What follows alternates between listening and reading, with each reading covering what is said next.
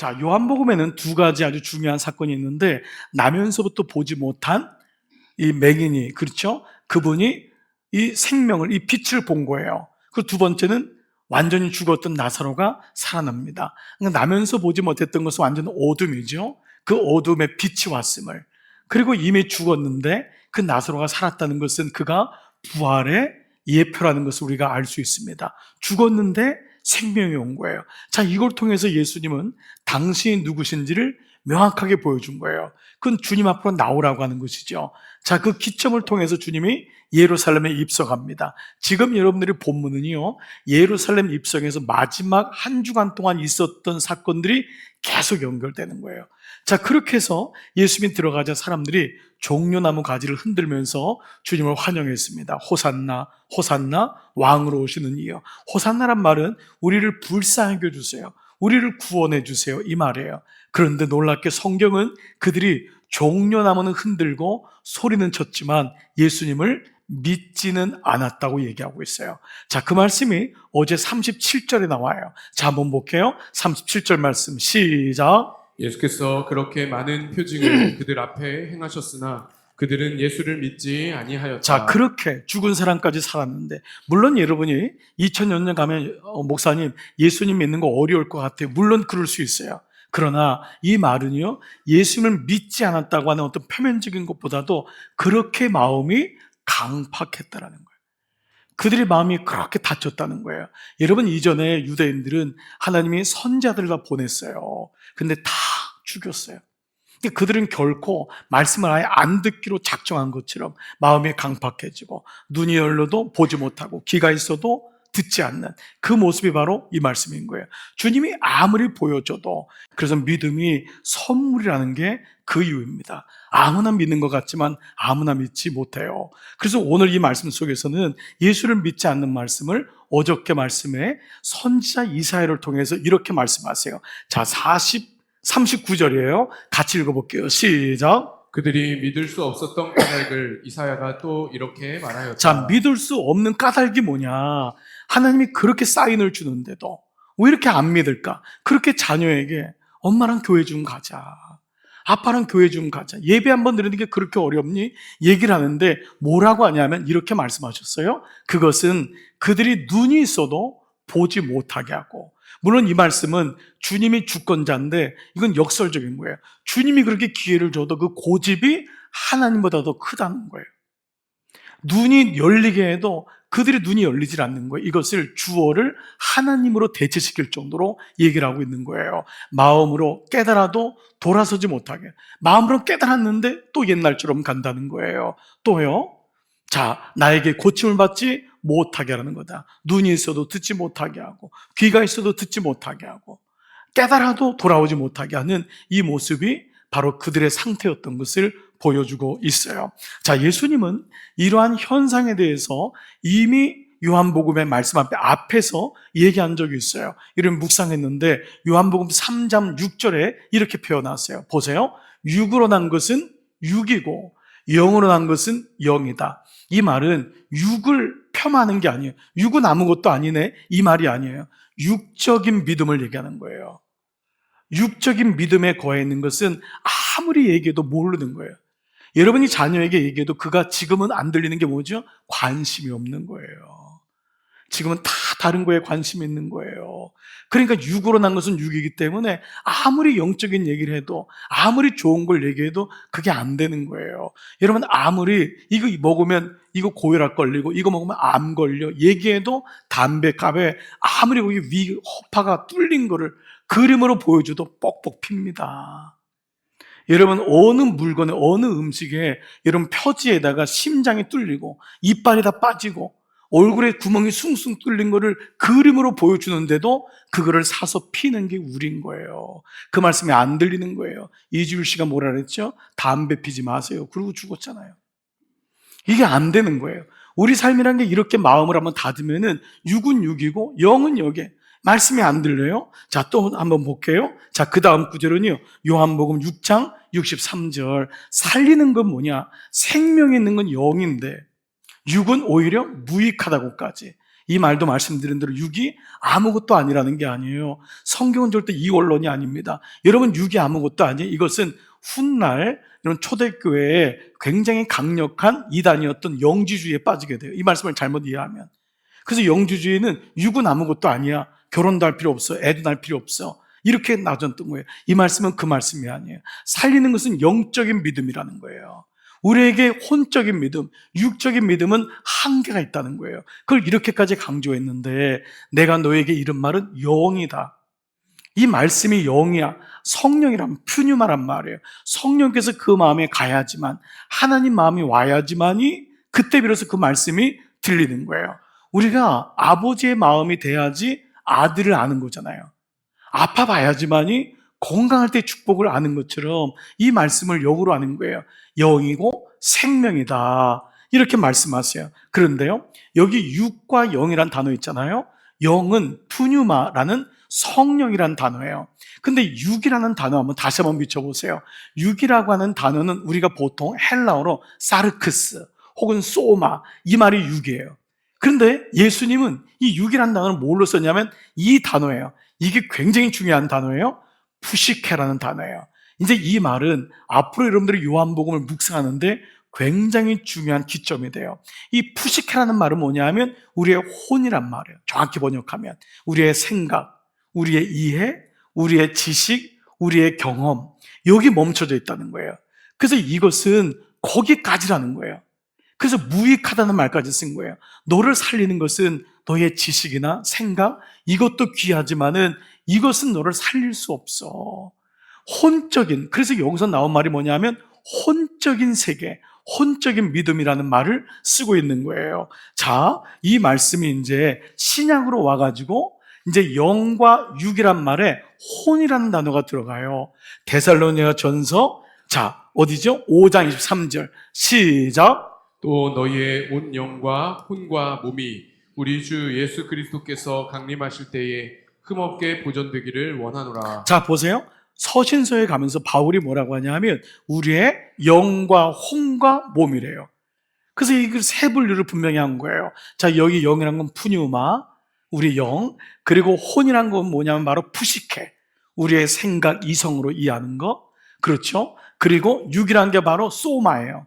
혹은 사르크스. 그래서 영과 혼과 몸이 보존되는 거, 이게 중요한데 보통 육과 혼을 같이 써요. 그래서 이걸 가리켜서 혼적인 믿음, 육적인 믿음이라고 하는데, 이 육이라고 하면 우리가 너무 이제 어떤 막 그냥 자기 마음대로 몸을 마음대로 함부로 하고 뭐 이런 거, 막 이렇게 몸을 함부로 하고 뭐 젠더도 여기지 않고 막 질서를 파괴하고, 이건 완벽하게 육적인 사람이잖아요. 그러나 이제 혼적인 거는 대부분의 사람들이 여기 있는 거예요. 하나님을 믿지만 자기의 이성으로, 이해로, 혹은 경험으로 거기까지만 보는 거예요. 이거를 가서 이제 혼적인 믿음이라고 하는데, 히브리서에서는 이 혼의 문제가 얼마나 믿음 생활에 중요한지, 자, 이렇게 말씀해요. 히브리서 4장 12절 말씀이 있죠. 하나님 말씀은 살았고 운동력이, 활력이 있어서 좌우의 날선 어떤 것보다도 예리하여, 보세요. 그 다음에 보세요. 혼과 영과 및 관절과 골수예요. 관절과 골수는 뭐죠? 육이잖아요. 근데 먼저 혼이라는 단어를 쓴 것은 그만큼 그 당시 있었던 사람들의 마음이 어땠는지를. 그러니까 우리가 실제로 혼은, 마음은 영을 여는 문이에요. 여러분이 아무리 이 시간 영적으로 예배를 드리고 싶어도 마음의 깊은 상처가 해결되지 않고 마음문을 열지 않으면 절대 말씀은 들리지 않아요. 하나님 말씀은 영이기 때문에 그 말씀을 내 마음에 영적으로 주님을 영접하고 문을 두드릴 때 여러분들 마음을 열어야지만 그 말씀이 내 영에 들어오는데, 그 영은 가장 생명이고 근원적이잖아요. 그 영이, 내가 영이 영적으로 지음받았는데 이 영을 여는 첫 관문이 뭐냐 하면 몸과 더불어서 혼인 거예요. 그래서 예수님이 마음이 강팍해지거나 마음이 굳은 사람, 여기에 대해서 계속 얘기하잖아요. 그리고 우리도 봐보세요. 마음이 다치거나 마음이 딱 이게 굳어지면은 아무리 옆에서 좋은 얘기해도 그 얘기가 들리지 않는 것과 마찬가지예요. 히브리서에서는 먼저 혼과 영과 및 관절골수를 찔러 쪼개기까지 한다. 라고 말씀하세요. 그래서 이 부분을, 이런 것을 우리가 여기서도 이제 이 육이란 말이 푸식해잖아요. 그래서 여기서 우리가 하는 말이 바로 영에 속한 믿음이 아니라 혼에 속한 믿음, 혼적인 믿음이라는 단어를 보통 쓰는 거예요. 혼적인 믿음.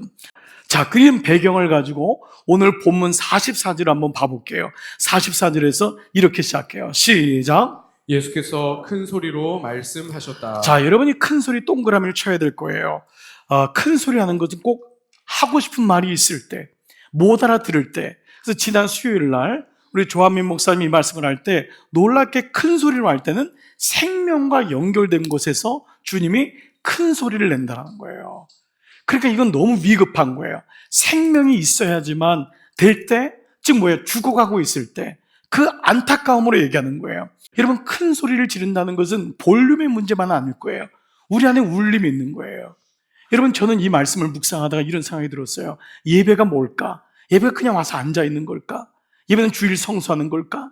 예배는 그게 아니에요. 주님께서 큰 소리로 내게 말씀하는 시간인 줄 믿습니다. 이게 들리는 거예요. 평상시에 잘 안 들리거든요. 사주는 누가 뭐라 한다고 들어요? 근데 예배 시간에 주님이 큰 소리로 내게 말씀하는 거예요. 오늘 여러분 주의 음성이 들리기를 축복합니다.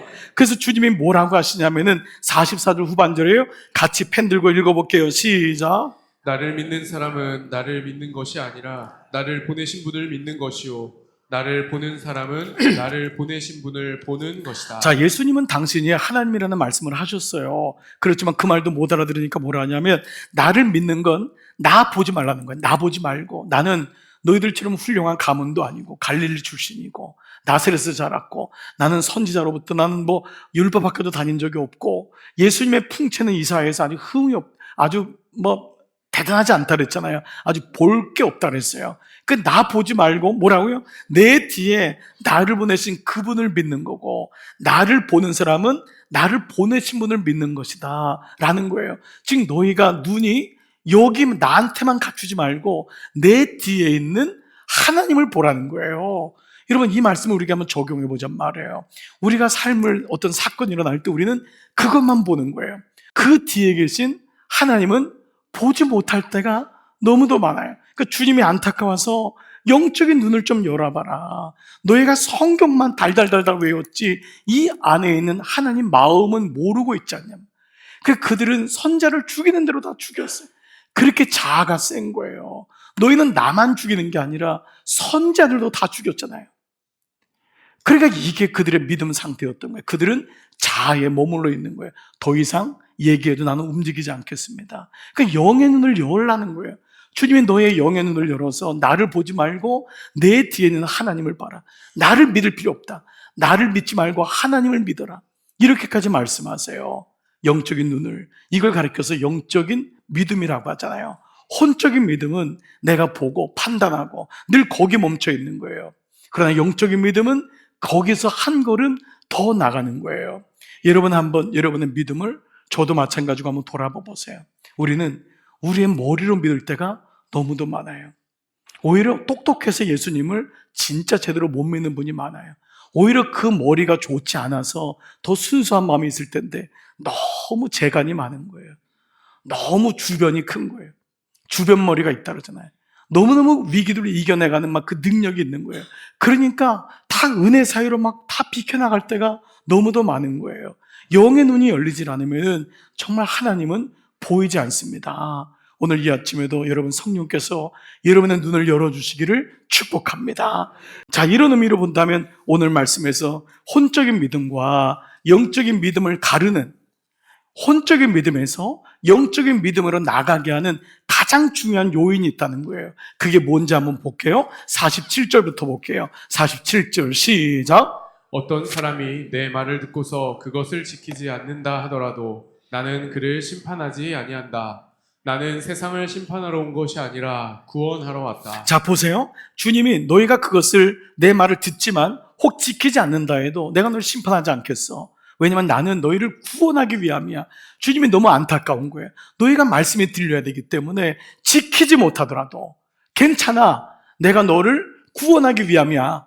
그러나 한 가지가 있어. 나를 배척하거나 내 말을 받아들이지 않는 사람은 그분이 하나님이 심판할 거야 라면서 말씀하세요. 이건 예수님의 간절함이 있는 거예요. 즉 그 말씀은 거절하지 말라는 거예요. 그 말씀을 지키지 못할지라도 그 말씀은 거절하지 마. 이게 굉장히 이 안에는 강조법이 있어요. 그리고 내가 말한 대로 이 말이 마지막 날에 너희를 심판할 거야. 그 사람을 보역하거나 배척하는 사람. 근데 이 말에 대한 중요성을 얘기하는 게 그 다음 구절이에요. 49절. 나는 이 말이 내가 그냥 마음에서 나오는 말이 아니라 나를 보내신 아버지께서 내가 무엇을 말해야 하고 또 무엇을 이야기하는가를 뭐예요? 친히 나에게 명령해 줬다는 거예요. 이 명령이면 동그라미. 이 말은 유대인들이 들으면 금방 알아요. 왜냐하면 이 말을 쓰신 게 엔톨레라는 말인데 이 말이 계명이라는 단어예요. 그러니까 유대인들은 모세의 계명을 받은 사람이라고 생각하거든요. 근데 주님이 뭐라 하죠? 너희가 모세의 계명을 받은 것처럼 나는 주님께서 친히 내게도 말씀하셨어. 내게 말씀하셔서 이 말을 하는 거야 라는 말씀을 하세요. 그래서 그 다음 구절에 나는 그의 명령대로 그가 말씀하신 대로 이 말씀이 영생인 것, 이 말씀만이 영원한 생명이야 라는 것을 얘기하세요. 그러면 나는 무엇이든지 아버지께서 나에게 말씀하여 주신 대로 말할 뿐이라는 거예요.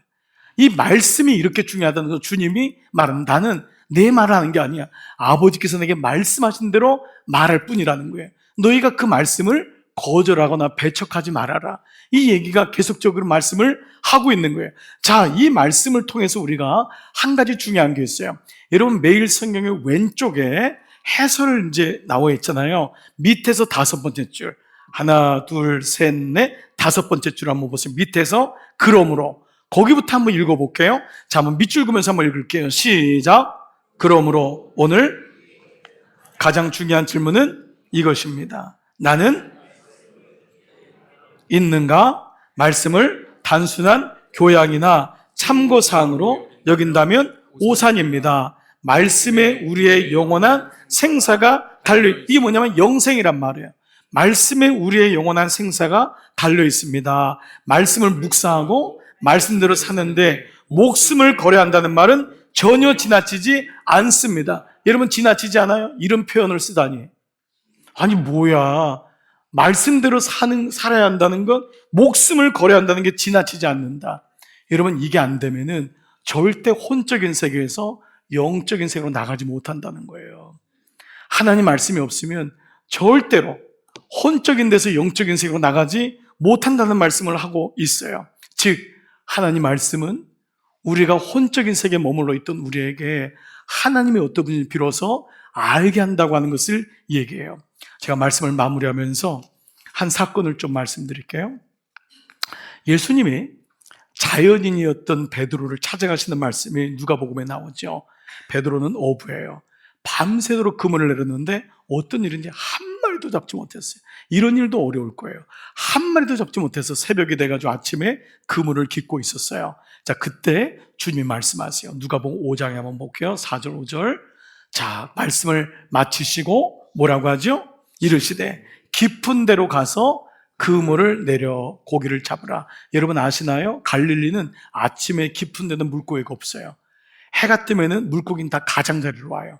그러니까 베드로는 이 말이 바보 같은 말인 걸 이미 알고 있어요. 저건 목수인데, 저 나보다 어린데, 아니 말이 깊은 데로 가라. 근데 이 깊은 데라고 하는 것은 우리가 육적이고 혼적인 영역에 멈추지 말라는 것도 어느 정도 말씀을 통해 묵상할 수 있을 거예요.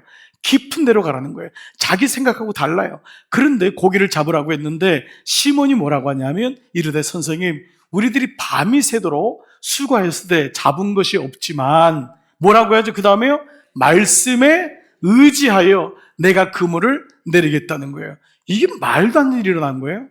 어떻게 말씀에 의지하냔 말이에요. 이 베드로가 놀랍게도 말씀에 의지했을 때 그물을 내렸는데 그 결과가 뭐죠? 만선이었어요. 고기가 너무 많아가지고 친구들을 부를 정도였어요. 그런데 정말 중요한 말씀은 이때 베드로의 고백이에요. 자, 그 다음 구절을 보세요. 시몬 베드로가 이를 보고 예수의 무릎 아래 엎드려 이르되 주여 나를 떠나소서 나는 죄인으로소이다. 이 말씀 몇 번 묵상했지만 이거는 말도 안 되는 말이에요. 여러분, 그야말로 물주 잡은 거예요. 물주를 붙잡아야 돼요. 나를 떠나면 안 돼요, 그 사람은. 내가 살려면 그를 잡아야 돼요. 근데 나를 떠나래요. 거룩한 그분은, 당신은 나하고 격이 맞지 않다는 거예요. 그러면서 하는 말이 나는 죄인으로소이다. 아니, 물고기를 많이 잡았는데 어떻게 죄인이에요? 여러분, 이상하지 않아요? 여러분, 이것은 바로 베드로가 주의 말씀에 의지하여라는 말 가운데 성령님이 그 순간에 그의 마음속에 말씀에 의지할 수 있는 은혜를 주셨음을 우리가 알게 되는 거예요. 성령께서 그 순간에 그에게 말씀에 의지할 수 있는 은혜를 주시면서 놀랍게 말씀이 들리니까 누가 보이냐면은 하나님이 보이시는 거예요. 말씀이 들리니까 그 다음에 비로소 자기가 누군지를 명확히 알 수 있는 거예요. 보통 깨닫는 거는요, 어떻게 되냐면 나는 인생 잘못 살았습니다. 이게 인생을 깨닫는 거예요. 근데 난 죄인입니다. 뭐냐면 하나님을 만났을 때, 하나님을 알게 될 때 비로소 내 존재가 보이는 거예요. 하나님이 보이니까 내가 그 안에서 선하게 살았다고 하지만 내가 얼마나 죄인인 것을 알게 되는 거예요. 그래서 이 말씀 속에 베드로가 어느 날도 주는 그리스도요, 살아계신 하나님의 아들이십니다. 이 고백하니까 뭐라 그래요? 이거는 네가 한 게 아니다. 하늘의 천부께서, 즉 성령께서 너에게 이 마음을 주셨다라는 거예요. 자, 보세요. 영은 너를 살리고 육은 무익하다는 거예요. 하나님의 영이 오니까 내 안에 말씀이 들리는 거예요. 하나님의 영이 오니까, 그 영을 사모하니까 말씀이 들려요. 그 말씀이 들리니까 성령이 오면 우리에게 세 가지 정도의 증상이 와요. 첫 번째는 말씀이 들려요. 이 말씀이 믿어져요. 하나님의 영이 아니고서는 절대 말씀이 믿어지지 않아요. 두 번째는 성령께서 말씀을 주시고 믿어지니까 그 말씀에 비추어서 내가 어떤 존재인지를 알게 돼요. 진단이 되는 거예요. 내가 어떤 상태인지가 말씀이 보이니까, 말씀이 기준되니까 알게 돼요. 세 번째는 말씀이 내 안에 와서 말씀이 들리게 되니까 그때 하나님의 선하신 영적인 목마름, 갈망이 생겨요. 그래서 베드로에게 주님이 나를 따르라고 하니까 그가 그물과 배를 놔두고 떠나는 거예요. 주님 따라요. 여러분도 경험했다시피 육에도요, 엄청난 갈망이 있어요. 지식, 명예, 직장, 밤을 새워도 피곤하지 않아요. 거기에 대한 갈망이 우리에게 얼마나 큰지 몰라요. 그런데 이것이 영의 갈망이 없으면요, 육의 갈망과 혼의 갈망은 결국 우리를 무너뜨려요. 여긴 생명이 없어요. 그게 무익하다는 거예요. 육의 갈망에 붙잡혀 본 사람 보세요. 그렇게 했는데 또 시작이야. 또 딴짓 하는 거예요. 이게 육의 갈망이에요. 혼의 갈망도 얼마나 한계가 있어요. 그게 얼마나 큰지를 우리는 알고 있는 거예요. 근데 성령이 내 안에 말씀을 주시고 말씀으로 깨닫게 될 때, 그때 하나님의 선하신 목적과 그 갈망이 뭔지를 알게 되는 거예요. 이것이 하나님의 마음인 거예요. 그때 비로소 선한 목적이 생기는 거예요. 그때 하나님을 위해서 살고 싶어하는 거룩한 열망들이 내 안에 일어나는 줄 믿습니다. 오늘 말씀을 마무리할게요. 사랑하는 여러분, 주님은 우리를 혼적인 세계에서 영적인 세계로 나가기를 원하시는 거예요. 여기 머물러 있지 말래요. 여러분, 말씀에 의지해서 그물을 내려보세요. 성령께서 여러분을 도우실 거예요. 성령께서 여러분과 함께 하실 거예요. 그 마음을 가지고 한 주간도 주님과 동행해 보세요. 혼적인 세계가 아닌 영적인 세계로 한 걸음을 내딛어 보세요. 거기 놀라운 은혜가 있어요.